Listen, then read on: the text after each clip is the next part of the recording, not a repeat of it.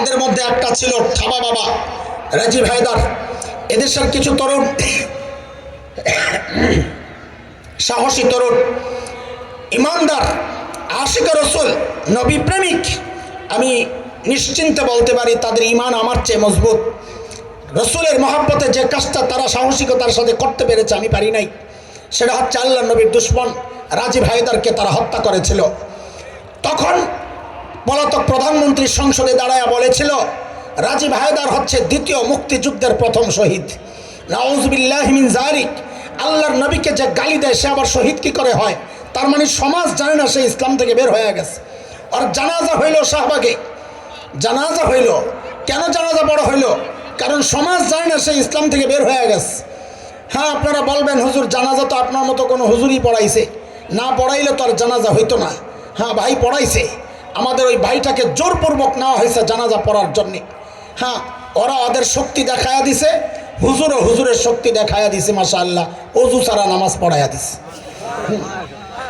পরের দিন পত্রিকায় আসছে তকবির দিছে 3টা, জানাজায় তকবির কয়টা দিছে? কয়টা?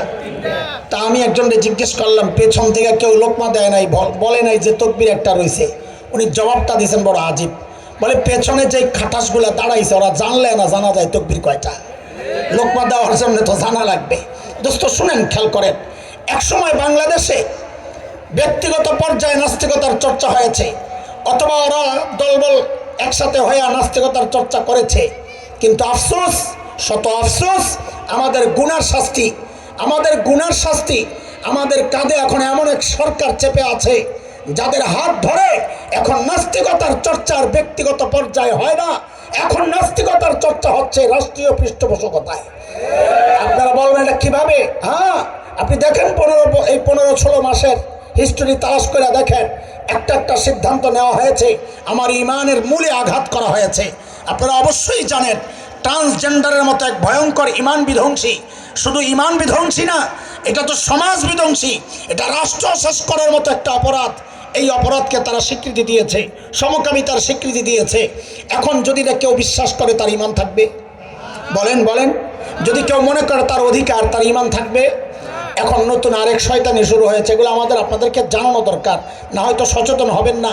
নতুন এক শয়তানি শুরু হয়েছে, নারীবাদীরা। গতকালও আমি শাহবাগের ওদিক দিয়ে যাচ্ছিলাম, দেখছি এই আওয়াজ চলতেছে, সমান অধিকার, ছেলে আর মেয়ের সমান অধিকার। কোন জায়গায়?